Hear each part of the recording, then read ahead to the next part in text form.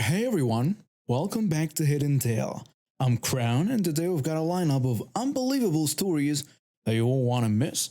From outrageous encounters with entitled parents to the satisfaction of delivering justice, we've got it all. So sit back, relax, and get ready to dive into these incredible narratives. Let's go. Background: I own a 32-unit facility that houses former felons who have finished their sentences and need assistance returning to society. Each unit houses two clients. We teach them computer skills, cooking, resume building, and similar activities. At 6 a.m., about 2 hours ago, my night manager called to inform me that a lady was pounding on the front door, insisting she needed to speak to whoever was in charge. I told him to give her my number. Before I even got off the phone with him, she called me. Before I could even introduce myself, she started accusing me of kidnapping her son, a 34-year-old man here of his own free will, and forcing him to work for me, which was untrue as he worked at the recycling center. She claimed that as his mother, she needed to see the conditions he was living in, but he refused to let her visit. According to her, he would never refuse to see her unless he was under duress. She demanded that I come to the facility and unlock the door so she could look around. I told her that it was not going to happen. I couldn't let her into someone else's home as she was not a resident here. Her son was not the only person living in that space, and I would need permission from both him and his roommate to let her in. She had no right to be here and needed to leave our property, or we would have her trespassed. This caused her to shriek, "How dare you!" into the phone, and threatened to call the police and have me charged with kidnapping if she wasn't let into the room within 10 minutes. I told her to go ahead and hung up. I wasn't at the facility, but from the security camera footage, it appears that when the police whom she had called showed up and she explained the situation to them, her son came to the front door and told the officers he didn't want to see her and that we hadn't kidnapped him. She went into a rage and attacked her son. He wasn't hurt, he just backed up and slammed the door, and the police just took her away. For some background, the car wasn't mine. It was my brother-in-law's. He sued the woman for about $60,000 for the damages. I don't know the exact car model, but it's a muscle car with a manual transmission. It all started when I decided I wanted to learn how to drive a stick shift.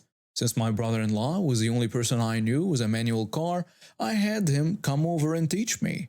The car makes a loud driving sound when it starts up. We made sure to do it in the afternoon to avoid waking people up and be considerate. It was about the third or fourth day of him teaching me when she first appeared. "Nice car. It's too loud for my taste, but still, it's nice." "Oh, thanks. Can you try to keep it down a bit? My baby doesn't seem to like it that much." "Yeah, sure. We've been driving during the day so it doesn't wake people up. I didn't know anyone around here had a baby. I'm sorry about that." "It's not a problem. Just be quieter, okay?" With that condescending tone and smile, she walked off, which annoyed me because I thought it was a friendly chat. It wouldn't be the first time people have talked to me about my brother-in-law's car, thinking it's mine. I've grown to accept that people will think whatever they want, so I play along and just tell him about it later. 2 days went by with no sign of her. I woke up, got ready, and waited for my brother-in-law to come over so we could start my lesson. I walked outside and there she was. "I thought I told you to keep it down." "Sorry, I can't control it. It's just how the car starts. And we're not going to leave it running while we're not in it. That's just a waste of gas." "I don't care. Stop being so loud." With that, she was gone. It always annoys me when people complain about cars being loud. A car is a motor vehicle with an internal combustion engine in it. Of course it's going to make noise. My brother-in-law arrived and we went off to practice. We came back to my house to eat lunch, and about 2 hours later, my sister and mom came over and told my brother-in-law and me to go look at the car. The entire driver's side was scratched up, and even a tire was popped. Only one person came to mind when I saw it: Karen. We walked down to her house, which was only a few houses away, and knocked on her door. And all we heard from the other side was, I am not apologizing. This led my brother-in-law to say, then you better have a good case in court, you witch. That's gonna cost a lot to fix, and I'm suing you for every single cent. Maybe keep it down then, you jerk. Maybe don't go keying cars and popping tires. And you won't get sued, you witch. This went on for about 20 minutes. We hit it back, called the police, and got everything ready for what was about to come. When they arrived, we explained what had happened, how I was learning stick shift, the car's condition, what Karen said, and so on. We made sure our side was accurate, ensuring our timeline was correct. After a while, we walked with the police to her house, and it went down as expected. Police officer number 1 tells her, "Excuse me, ma'am, can you come out here for a minute? This is Mr. his name, and he wants to speak to you about the car." I am not apologizing. I told them to keep it down, and they didn't. They deserve it. Police officer number 2 says, "Ma'am, what you did is against the law, and they are pressing charges. You have 5 minutes to come out here, or we will get a warrant for your arrest and come back." Nice try, but I'm not stupid. I know my rights, and you're not allowed to enter my home without my consent or a search warrant. That's only partially true. We cannot search your home without a warrant. However, if we have a warrant for your arrest, we can legally enter your home and place you in custody. She was stubborn. They went back and forth for a bit. After the allotted time, we went back to my house, and the cops left to get a warrant, and we waited. Currently, the lawsuit is ongoing, and the trial is in a few days. She's in police custody. I have never found it easier to drive a stick shift knowing I won't have to deal with her condescending ways and tones. We've essentially won. We have 2 cops who can confirm she admitted to doing it. We have pictures, and we've been asking around the neighborhood if anyone saw her actually do it. So far, no one has. My sister, my parents, and I were biking around our neighborhood. It was summer, and it was getting close to night shift. So we all turned our lights on, except for me, because, well, I had trouble balancing with one hand when I was on a moving bike. Karen showed up in front of her Porsche and said, "Excuse me." My parents were too far ahead to hear. "Yes," I answered her. "You need to turn your lights on, sweetheart. It's getting dark." Oh yes, I was actually going to do it right now. You see, I can't balance on a moving bike all that well, so I had to stop for that. Karen suddenly raised her voice from nice to a Jurassic World T-Rex. "Sure thing. You young people are full of lies these days." "And how's that?" "If you can't balance on your bike while it's moving, why are you alone, huh?" I tried to remain calm even though I had a short temper. "Oh, actually my family..." She cut me off and said, "Don't you lie to me, young man. You teenagers are so foolish." I'm 12 but look more like 13 or 14 years old. "Excuse you. You know you shouldn't yell at complete strangers like that, right?" Karen was shocked by my response. My family came back because they realized I wasn't following. I pulled out my phone and told the family to wait. This was going to be interesting. "Excuse me, I'm talking to you. You know what?" She ran towards me and reached for the phone. "I'm gonna teach you some manners." It's important to note that I was in front of a fountain. I moved out of the way as soon as she almost dived for my phone, and she fell into the fountain. It was over, right? Wrong. Fast forward 20 minutes later, I told my parents and sister the story, and we saw a car. Karen's car speed right in front of us. We were saying the person driving the car was crazy. And we got home. Minutes later, we heard the doorbell ring once, twice, thrice. I got tired of it and went to see who it was. Surprise, surprise, it was Karen. This psycho had sped past us and waited for us to get home. I was creeped out, so I went into my room, got the most painful Nerf blaster I have, and went to the door. You're the one who pushed me into the fountain. I'm gonna make you pay for that." I pulled out the Nerf. "Are you sure about that?" she yelled. "Are you trying to assault me?" "Well, did you follow me and my family home?" She was shocked and didn't know that I had called the police. The police arrived seconds later. "Alright, what's going on here?" The police asked. "This lady harassed me in front of her house, sped past my family, and followed us to our house." "Officer, don't believe him. He pushed me into a fountain and left snickering. When I tried to talk to his parents about his behavior, He opened the door and shot me with those toy guns. Sir, did you shoot this woman with a toy gun? No, sir, because as you can see, my charger is still full. I only brought it here in case of possible assault. Do you have any proof, ma'am? No. I do. We have cameras around our property, and she sped past ours.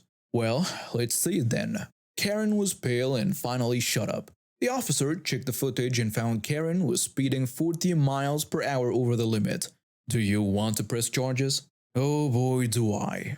Yes, please.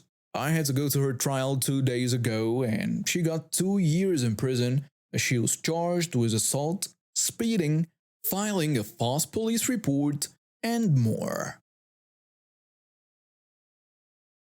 For context, this just happened and I'm still shaking about it. I have an 11-week-old purebred Corgi with his tail still attached. This will be important later. Tail docking is still legal in the United States. I'm not an advocate unless deemed necessary. He has been my bread and butter through some tough times. I will gladly take a bullet for him to get those kisses. He doesn't have all of his shots yet and needs a lot of exercise. I live in an apartment without a yard, so I walk around my building a few times without a leash since he never leaves my side. This time I had him on a leash and we walked to collect the mail.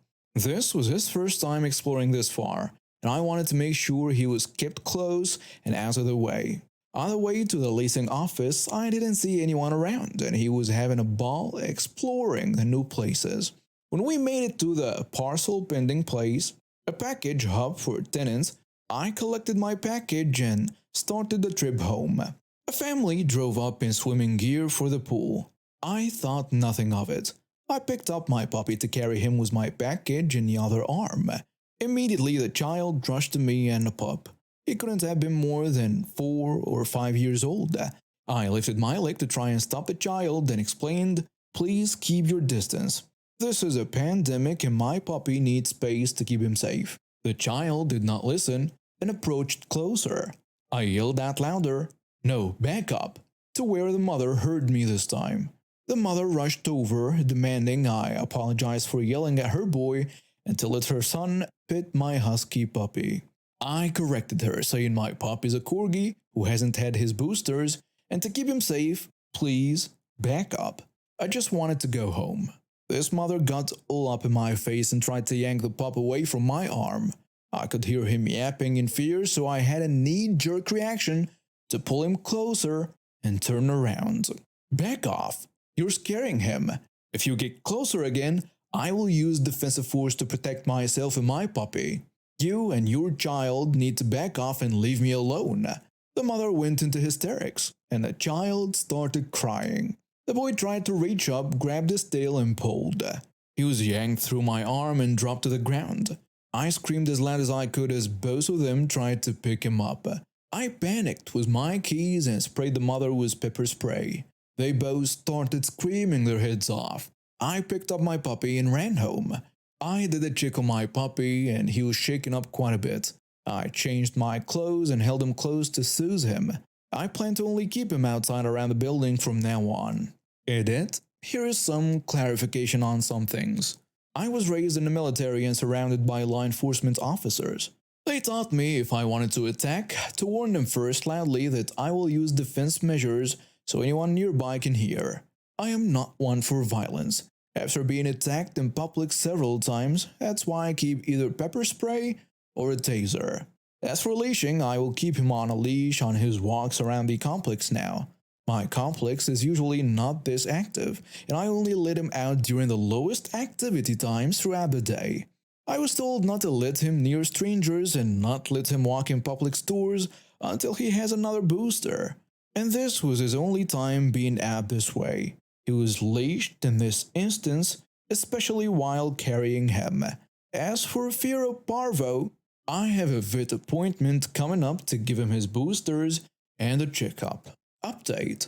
For starters, the puppy is okay. No spinal damage and no tail damage. He's still worried about going outside but is back to his hyper and playful self. He even plays with our other dog. I also gave him everyone's hugs and kisses as requested.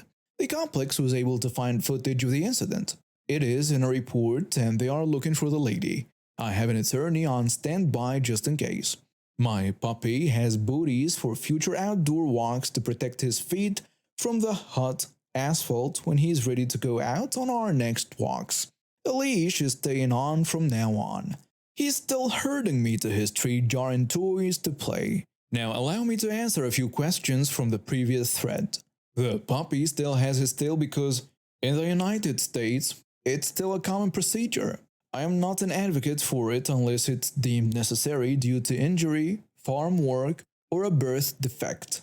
A lot of people say he's a cardigan Welsh. His paperwork shows he's a tricolor Bimbroke Welsh. It's very uncommon for Bimbrokes to have tails, but not impossible. According to the vet, I received many comments about keeping him on a leash. He was on a leash at the time and while I was carrying him. However, I will keep him on a leash for our normal outings. He has a lot of socialization with others, and I will slowly socialize him with a more loving child that I personally know, my nephew. He will also get his boosters this upcoming week. I hope the entitled mother learned her lesson about trying to steal someone else's dog. Probably not, but I'm hopeful. I also hope the entitled child is okay. I know he's a child and was excited to see a puppy like most are. Maybe now he'll learn there are consequences for their actions. Who knows if someone will be more forceful, they say no. This all happened a few months ago, so here is some backstory. I'm a rather large person, both in height and weight, 6'7" and 240 pounds, and had a large amount of facial hair for being only 16. So it's pretty common for me to be mistaken for an adult. I was out at the local mall by myself because my parents weren't home for the day and my mother gave me a shopping list for what we needed for the week. The mall I was in was having a casual Friday, so most of the employees were wearing normal clothes. The only thing distinguishing them from the customers was a name tag. I was in the produce section of the store when the story properly began. I was buying fruit for my younger sister, who was still at school at the time, and some other things for the week, when I noticed the mother was her daughter shopping just down the aisle from me. The mother, whom we will call typical Karen, had the "I demand to speak with your manager," and "my child deserves everything" look, haircut, and all the other stuff over Karen. She looked over and started walking to me as I was finding what fruit was on a list. Then the "I don't work here lady" scenario started to play out. "Excuse me, but do you know where the dairy aisle is?" asked the Karen. "No, I don't, sorry," I replied, being polite because there was no reason to be rude. "How do you not know where it is? You work here," the Karen said, now getting loud and irritated. "Well, that's the thing. I don't work here lady. Now, if you can excuse me, I need to find the breakfast aisle," I announced as I started to walk away. Suddenly, she reached out and grabbed my arm, digging her nails into my wrist. "How dare you walk away from me? I will have you fired for ignoring me," the Karen screeched, starting to draw attention. As I looked over, I could see that her daughter was clearly as embarrassed as I was. "Listen, ma'am, I don't work here. Leave me alone," I announced, starting to get annoyed with her. I grabbed her arm and removed it from my wrist, her nails having drawn blood at this point, and a large red mark surrounding my entire wrist. Wrong choice. Without warning, she slapped me across the face, knocking me off balance. But I managed to keep myself from falling over. "How dare you assault me? I will have you arrested for assaulting a customer, and I will have you fired. As a matter of fact, I want to speak to your manager," she shrieked at me. By this point, a manager had seen her slap me and rushed over. We will call the manager Kyle, not his real name. "Why did you just slap him, ma'am?" asked Kyle with clear concern. "You need to train your employees better. He ignored me when I asked." And again, she hit me in the face. Karen shouted, avoiding Kyle's question altogether. "He doesn't work here. He's just a customer," Kyle explained. By this point, 2 officers had come in and seen her slap me. They immediately rushed over and restrained her. All the while, she shouted that I tried to assault her. After she had been taken away, one of the officers came over to me and asked for my side of the story. showing them the nail marks on my wrist and the handprint on my face. After checking the camera, my story appeared to be truthful. To conclude the story, they asked if I wanted to press charges for assault, and me, being highly pity, said yes. This happened about a month ago, and honestly, this revenge is completely warranted. Back in the fall, my parents adopted a new kitten. At 4 months old, our kitten, whom I will call Kitten, don't laugh, he deserves respect, was the cutest little thing. Then he grew. Turns out he's a Maine Coon, one of the largest domestic cat breeds on the planet. Currently, he's a year old and already the size of a small/medium-sized dog. He's only going to be fully grown when he's 3 years old. In other words, he's a big cat. But he's very sweet, extremely fluffy, and all-around adorable with his little kitten face. He has the sweetest, loving personality as well as kitten energy. We trained him to go on walks on a leash. Yes, we walk Kitten like a dog, but he loves it, and the neighborhood kids adore him. Though because of the pandemic, we cannot let them pet him. Maybe in the future they can. Because he is leash trained, we can put him in the backyard on a lead so he can run around and not drive our other cats insane. He takes pride in that. But it's what happened when he was in the backyard that prompted the revenge. I was in the kitchen, home alone, when I heard barking and screeches. I looked out the window in time to see that the neighbor's Doberman had gone into the backyard and was chasing Kitten around the yard. I flew into action, grabbing a frying pan I had been about to use, and raced out to scare the dog off. What happened in the few seconds it took to get out was that the dog managed to bite Kitten's fluffy tail. Thankfully, the Doberman let go and my cat turned and slashed his nose. I put myself between them, shouting and yelling and waving the pan around. I felt relieved that the dog was dissuaded and left. It went back to the neighbor's yard by walking through the gate it had pushed open because I didn't latch it. Never made that mistake again. I was horrified to see that our neighbor had just watched. I shouted at her, asking why she didn't stop her dog, and she just smirked and said something along the lines of, "It's not my problem you didn't lock the gate." I snapped back at her that she hadn't locked hers, but she was already walking inside, leaving her dog out. Furious, I brought Kitten inside and checked his poor tail. Thankfully, the little guy's tail was fine, the thick fluff having protected his skin, but I was still mad. If I hadn't noticed, the cat could have been killed. Of course, there was a whole pandemic issue as it was proven that pits can be carriers, and I had to wash the slobber off his tail. And to be safe, since my family has a history of asthma, quarantine the poor kitten in the kitchen. I had to pull out a bin to make an emergency litter box and put his food dish and a bowl of water in there. I even had to tie his leash so he couldn't leave the space. Kitten was so upset to suddenly be confined, and I saw that as I called my mom to tell her what had happened so she would not be confused when she and my sister came home. Then as I had to call my dad because Kitten was his cat and explain, I decided to sleep downstairs to keep Kitten company and keep our other cat away from him just in case. Dad was livid when I explained over the phone, but he was a trucker and couldn't come home for a while, so there was nothing he could do. After Mom and sister got home and Mom tried to talk to the neighbor to no avail, we had to go to bed. I camped downstairs to keep the poor guy company as we quarantined him. Now, before you say I'm crazy for sleeping downstairs with a cat, let me explain. Cats, unlike many think, have personalities and emotions, are very in tune with a person's feeling, and are intelligent as well. I've watched both our cats comfort my sister when she got depressed from the lockdown. They are very clear about what they want. They will sit at the back door when they want out, sit at their food dishes when they want food, and even paw at closed doorknobs when they want into a closed room.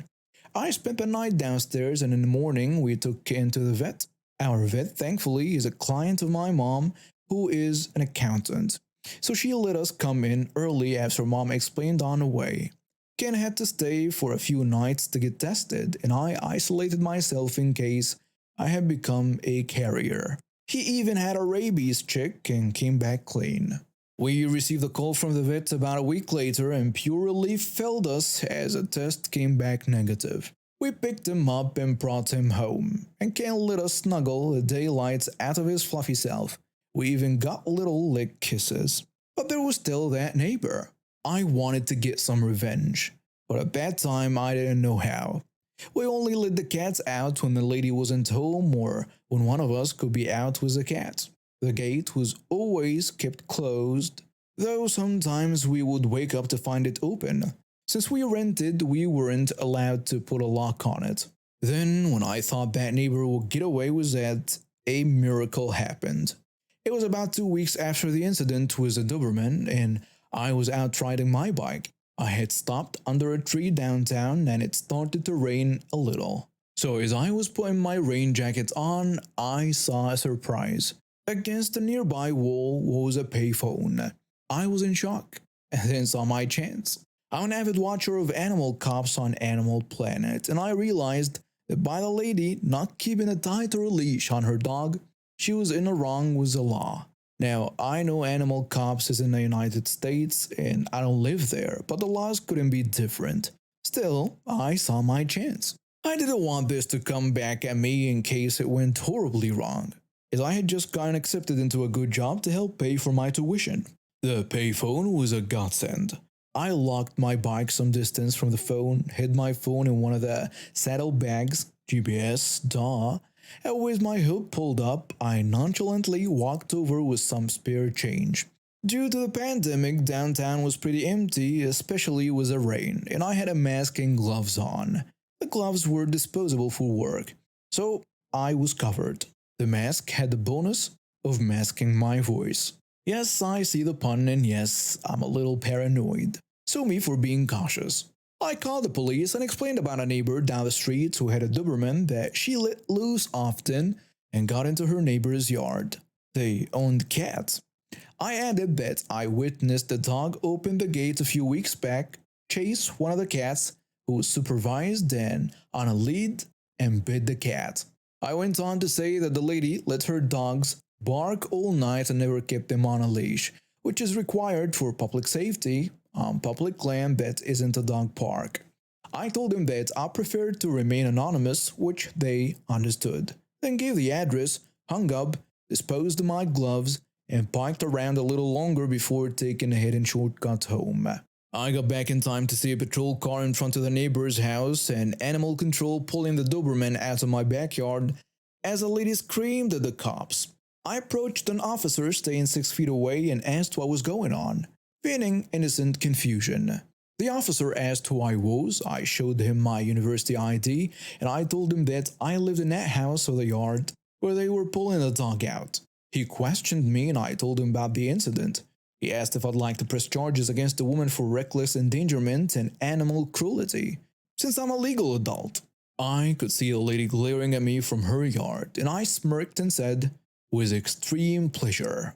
That ended with a woman being tackled and arrested as she attempted to assault me and ended up punching a cop. A very bad move. The officer I was talking to asked if I would like to press potential assault charges, and as I watched her get shoved into a cruiser and the dog be dragged into a crate and put into an animal control van, I happily said yes. Boy, were my parents and sisters surprised when they came back home, as they were essential workers. Last week the event ended with a lady getting severe fines, probation for a few years and 6 months in jail. Her dogs were also confiscated for neglect and put up for adoption after training. I saw them on the shelter's website and I'm happy they got adopted. It is not their fault, their owner was difficult. Because of the hefty fine, she could no longer live next door, as she rented like we did and lost her belongings. All this was because the anonymous tip acted as a witness. Wow, I got her jailed and fined, which resulted in her losing her rented house and her dogs. It was completely legal, and now no one will have to deal with her in this neighborhood again. Long story short, Miss was my precious cat, and I'll call the cops on you and your dogs anonymously and make you lose your house, pets, and send you to jail with a hefty fine. Edit. For those who complained about this being exaggerated, a few things. 1. Rabies tests can take 1 to 2 weeks where I live, which involves keeping the animal quarantined to see if symptoms develop. As I wrote, it took a week to get the call back, during which I was worried out of my mind. Ken is my dad's cat and the only reason he's not depressed. 2. I had seen a news report in Canada about a dog getting the virus, so excuse me for being cautious. Given that my family has a history of asthma, I wasn't one to take chances. I'm cautious by nature. Thank you very much. 3. I'm a writer by trade. I write stories for fun and take great care in keeping things organized and correct. I'm also in university where I have to write reports, essays, and other things that need precise writing. So it's habitual at this point. If you don't understand, that means it's become a habit to go over what I write, be it email, text, or a post, to make sure everything is correct and makes sense. And 4. What kind of sane person enjoys writing about one of their beloved pets being attacked? I only put this out there as a warning. Your neighbors can be difficult, and you always need to make sure your pets are in a safe space. Justice always wins in the end. I didn't enjoy having to worry about kitten and then worry about that lady letting her dog or dogs loose on my cats again. I keep that gate latched even now, which is a bit of a pain when coming home from work or shopping. Thanks for tuning in to Hidden Tale. If you enjoyed today's episode, don't forget to hit that like button and subscribe for more amazing content. Share your thoughts in the comments below and let us know if you've ever had a similar experience. Until next time, keep those tales coming and stay curious.